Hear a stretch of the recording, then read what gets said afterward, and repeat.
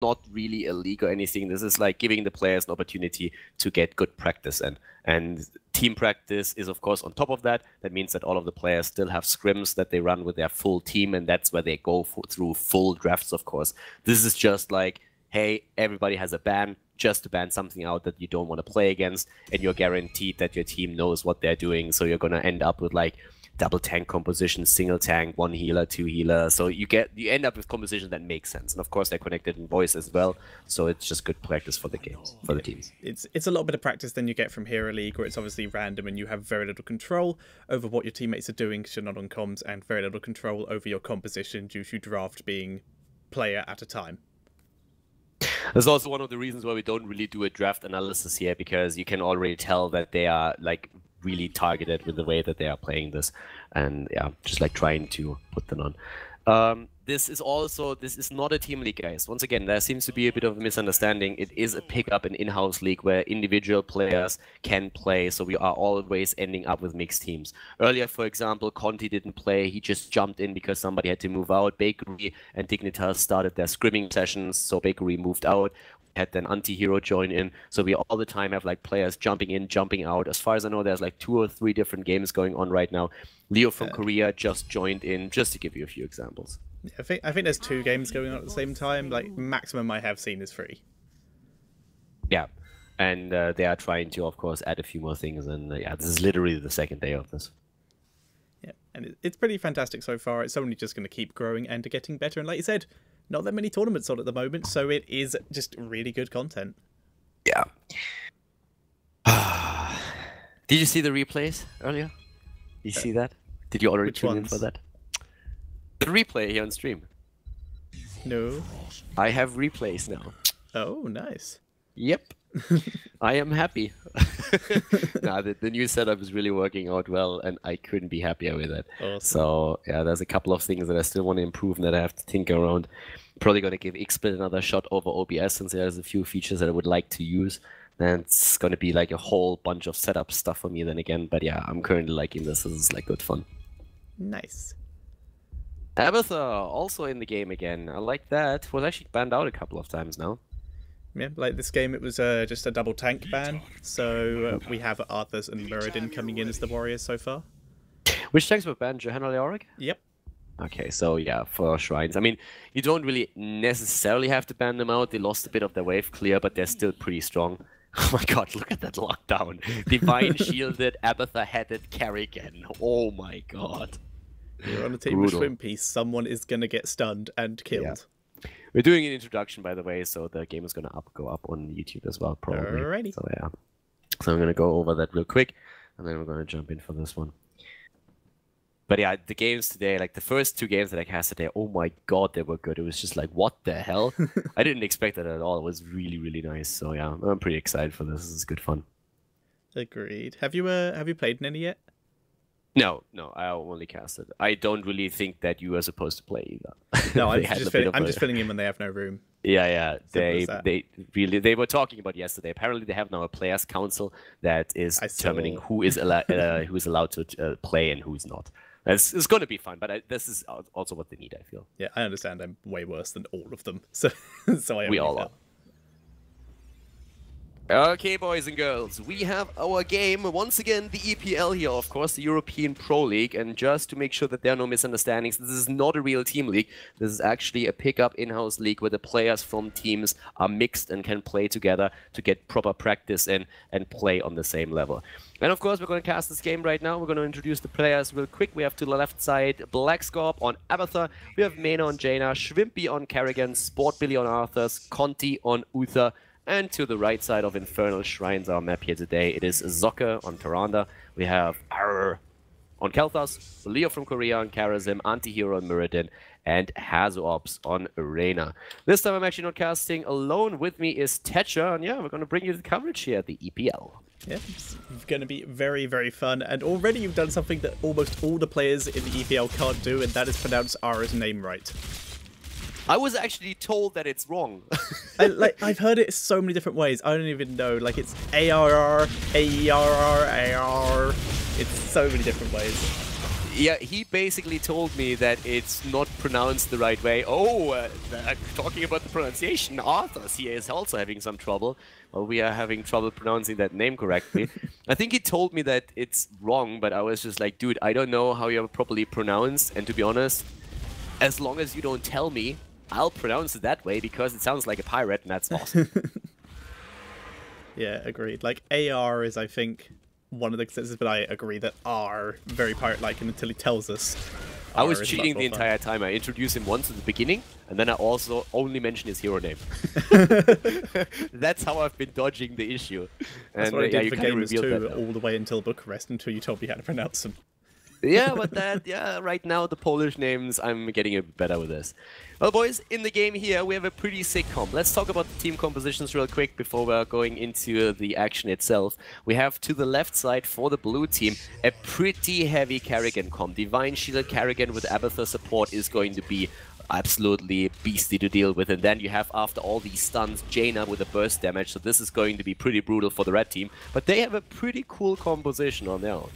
Yeah, and Arthur's just filling in the tankiness of that role. Kerrigan's going to be surviving with the help of Conti, so Sport Billy just able to stay on his own and, of course, comes with his own lockdown as well. Yeah, over here we already have a fight for the first Punisher, but you can see that the red team just lost a hero. They have really nice stuns, by the way, with Muradin, Tyrande, and they can also use the Gravity Lapse on Khaldor. But first of all, they have to get close enough. Already they are in the lead when it comes to the minions. Now you need 40 instead of 30, but the lockdown against Leo, he dashes away on Karazim, but gets taken out regardless.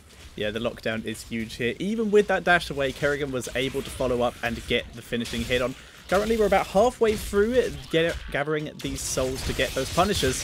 And Sokka needs to be careful here. Caught in the blizzard. The Gravity Lapse, though, knocks up everyone, but it's not enough to save that Tyrande.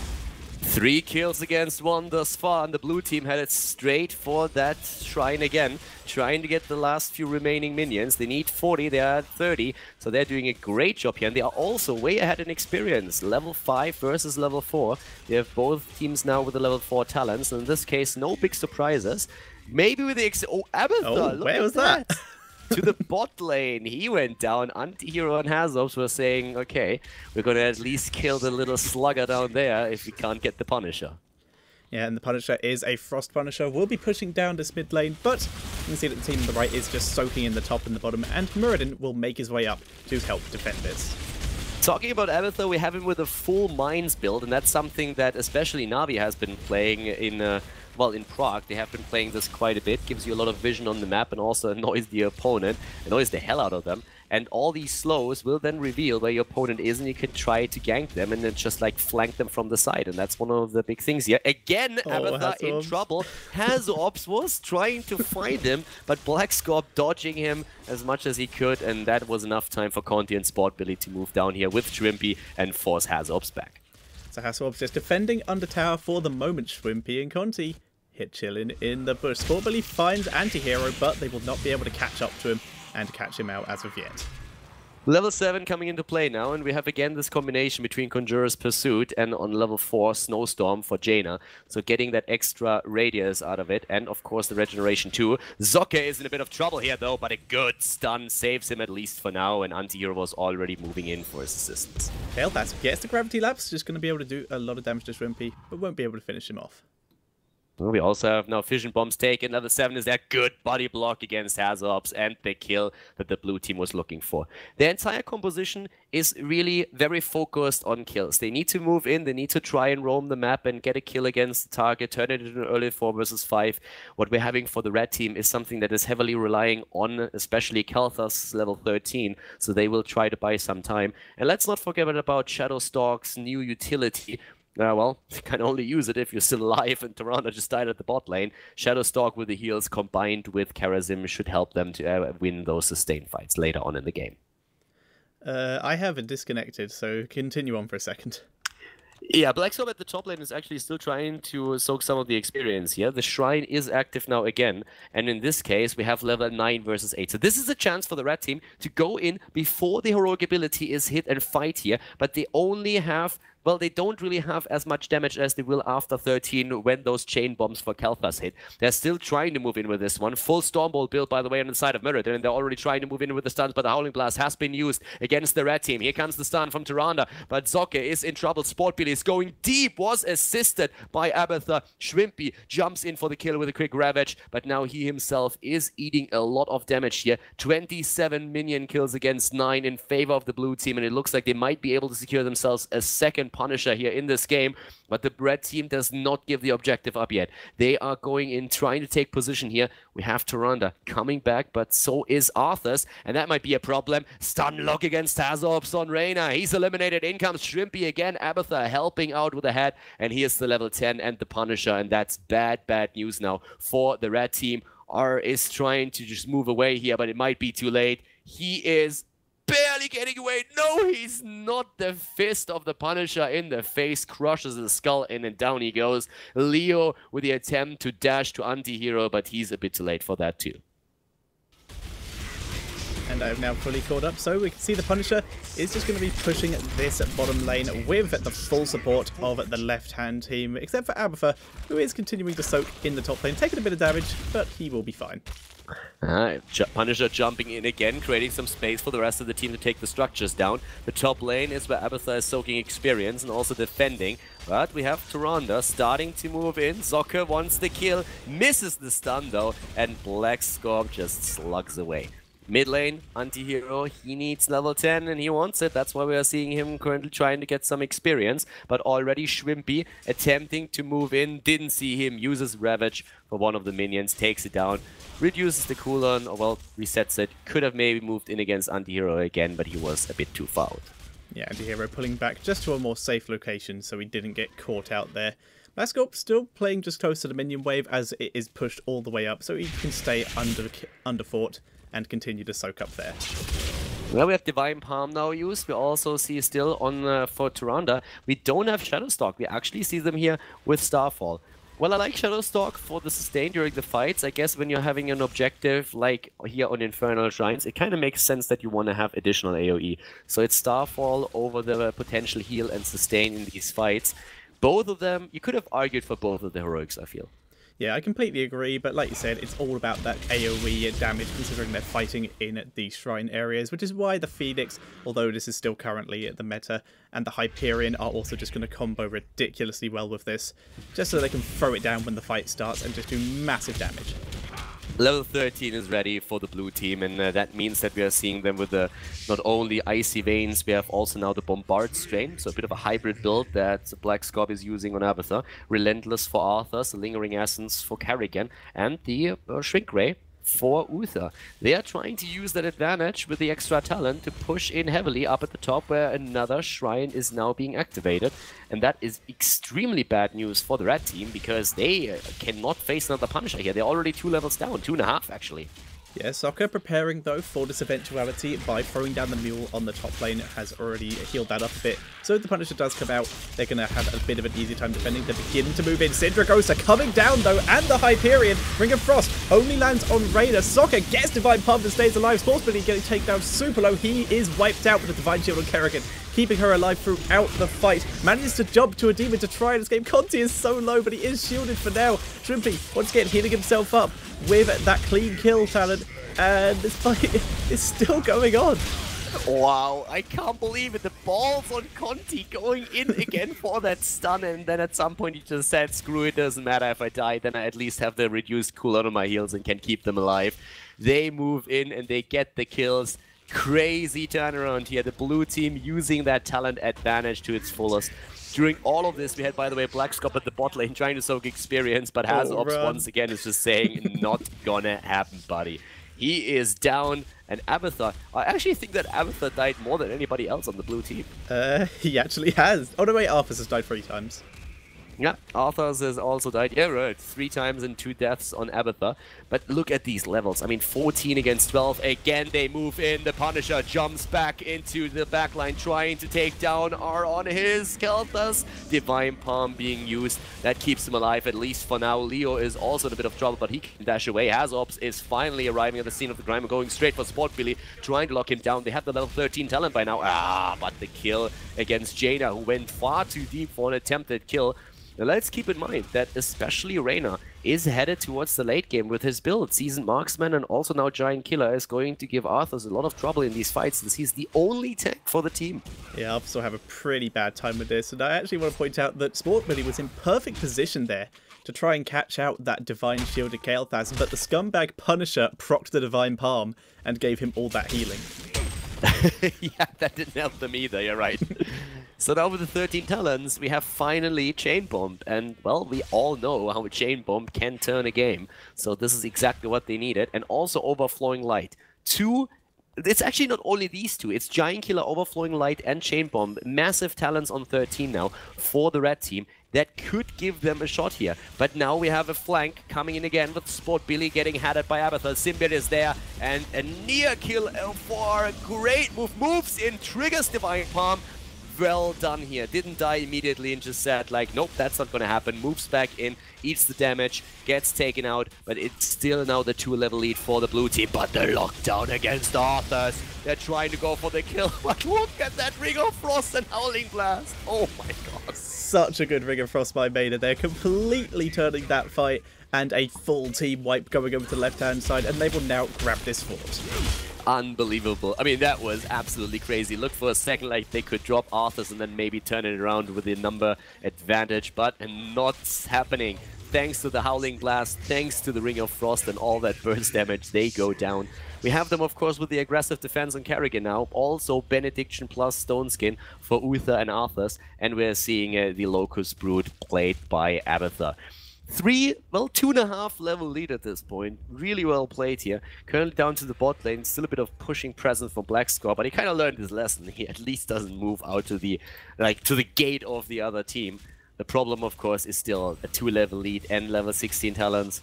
There's no way they're going to contest this, is there? Yeah, right-hand team are just going to defend the top, mid, and bottom lanes for the moment, as most of them, except for the bottom lane, are pushing up really aggressively. There was a hard camp in the top lane, which they've had to clear. For now, though, their lanes, a bit of pressure has been taken off, but they now can group up and start dealing with that Frost Punisher once it spawns. Once again, we're having also now down here Hazops and the rest of his team trying to at least make something happen. And the only thing that they could really do is use the time where the blue team commits to the objective to take a few mercenary camps. Doesn't really help you too much, but it's better than nothing, so they're trying. But that Punisher here is, of course, going to do a lot, especially with Syndragosa already moving in to disable the forts. Used against the structures here and doing extremely well with that, saving that Punisher to go straight for the keep. Yeah, those Impalers that spawned were not in a good position to defend. Syndragosa disabling the buildings. This Punisher is getting work done, and it goes in onto Kael'thas, actually stuns him up.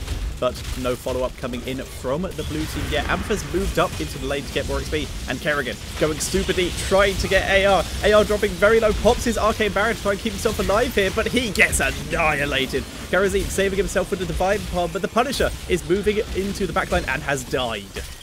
Yeah, the Punisher's down. It's a 5 versus 4, now on even talents, but good attempts here again to push the red team back. It looks like for now they can even hold on to their keep though, and so far we haven't seen a single keep eliminated. 19 kills against 8, but this game isn't over yet, and thanks to Kael'thas living bomb, they are living bombs after 13, they could still make this happen. But not if Kael'thas dies right away, so this is bad news for the red team now. Leo trying to Radiant Dash away. Conti is giving chase with Sportsbilly, and Leo able to escape the anti-hero. Being dropped low though, he will not be so lucky, and this keep is going to be the first one of the game to go down. Yeah, first keep is eliminated. It's a 3-level lead by now. Oh, Schwimpy So with pretty. a double stun, and he takes down Karazim. Well played, but they can't finish the game just yet. But yeah, he is having quite some fun here on his hero, isn't he? Again, Oh my god, the lockdown. turns! Wow. Yeah, really well done here. Great play, and now they also have level 20. Yeah, Black Scorp is just chilling completely proxied in this bottom lane as well, just throwing down all of the Locusts. And as such, there is currently 5 Locusts, soon to be 6 in this bottom lane, and the keep is disabled. So these are going to get some work done. Raider and Tyrande just going to try and defend these. There is a mule that has been picked by Tyrande. We haven't really talked too much about that yet, but so far the mule also couldn't really do a whole lot. The problem, of course, is that it's only a 3-level lead for the opponent. It's also that shrine that activates up at the top. 15-minute Punisher? Have fun dealing with that. Yep, it's going to be pretty tough. Top lane is the one with the most defenses left, having still got its towers on the tier 2. But we can see them beginning to work their way up, but a trap is being set by left-hand team. They finally are from clear, but Radiant Dash over the wall. Schwimpy wants to find another target, though he gets unlocked, but he's able to get out thanks to that cleanse. He eats the owl, but, well, Kerrigan eats owls for breakfast. We all know that. So that didn't really do too much, and the heals of Conti were immediate. I think he also used, of course, his benediction for that. They were toying around a bit. They were hoping for an early kill, but now they are still committed to their objective, starting to move up to the top. A lot of blinks here that they can utilize. Anti-Hero is already eating a ton of damage. He's down to half health. That doesn't really help him, especially if he gets locked down. He needs to be super careful. There's so much stun on their side. If there's a good stun comp, then he's in trouble. And keep in mind, during all of this, Abathur is just pushing the bot lane heavily with his Locust, but the kill against Arthas is starting to fight off, and they also lose Conti. Is this maybe the start of a comeback for the red team? Also believe it. In comes Kerrigan. Winter Divine Shield. Divine Shield is now expired. The Ring of Frost goes down to quite a few members. Kerrigan getting summed up while trying to chase Ring of Frost down to Leah from Korea, but they are waiting that out, and down he goes. It looked good for a bit, but now everyone is falling, and Anti-Hero is trying to escape. Double Kerrigan. Wow. Abathur committing right away to his heroic ability, and this was really well played here. It was actually really cool. I mean, that last move that we saw there, where they were going straight in for the kill and waiting out the Divine Palm, for example, was exactly what they needed. And still, Abathur is down to the bot lane, committing his Locust to take down the keep. Everybody is dead on the side of the red team, and the blue team is playing it safe. They know that they are missing out on Arthas, and they're just saying, okay, let's get the Punisher for now. Abathur is going to take care of the bot keep, and then we have a safe game here. Yeah, Abathur will just be able to grab this bot keep pretty much on his own with the amount of Locusts he has. And now with this Punisher pushing the top lane, it's more than likely they will grab the last keep up there as well. Yeah, we have already the bottom keep taken out. Immediately the slug slobbers away. Is probably going to head up to the top, and that's exactly where he is right now. The wall is already about to be gone, and we are 17 minutes in, nearly 18. This Punisher is not kidding around, not at all. Jumps in for Leo. Of course, those were a few of the changes that Blizzard made on the map. Jumps in at the closest target, not at a random one anymore. And as you can see here, that stun comp again, Schwimpy just spot on with these Kerrigan combos. Yeah, Reina getting taken down so quickly. Liam from Korea getting picked off by Black Scorp, diving into the backline. Very nice jump by him. And they're trying to grab Kael'thas on the other side. Ring of Frost catches him out, and he gets annihilated. But Anti-Hero is in the backline trying to chase down Maida here. Maida dropping very low, very quickly. Nice protective shield from Conti here. And a heal as well, but Anti-Hero is still on full health here. Yeah, Anti-Hero, well, not for long. He's still going. He really wants him, and he gets him. Jaina is dead, and he dies as well. Don't really think he cares. He did what he wanted to do. There's the kill against the core. Job well done, and the blue team victorious here at the European Pro League. Well played. Well played. Good job. Really good job. Nice game here. Bit dominant by the blue team, but I mean, the comp that they drafted here was pretty much insane. Really well done by them. That was actually a good one. Yeah, look at Abathur's siege damage. 120,000. Just, it's not that much more than Jaina, actually. She did a very good job. That's not only that. I mean, like, the way that Kerrigan was played here, and a few of the moves that we saw when Divine Palm was applied, just like having that instant communication back off from this hero, don't take him out, they just wait for a few seconds and turn around and bam, drop them. Really well done here. Very well played. Yeah, it was super cool to see, but also well played to the team we had on the right-hand side as well, especially with that last-ditch Muradin effort. He knows he's going to win, so I'm taking you with me, Maina. You do not get to be alive at the end. I might die, I might lose the game, but I'm going to kill you first. All right. I'm actually pretty happy that Ali already changed the overlay for the game.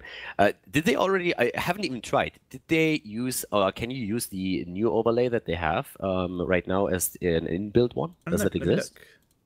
before I head off, because I do have some stuff to do. Just Uh, wanted to jump on. Or I would I have to. if my heroes hadn't crashed for the second time. Wow.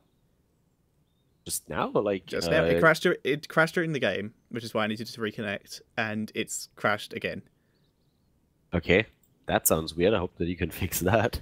Well, it'll be in the options, just under interface stuff, but I currently can't load it. The thing is, like, I'm actually not a huge fan of the new overlay anymore. When I saw it for the first time, I was like thinking, "Oh my god, this is a good must-have."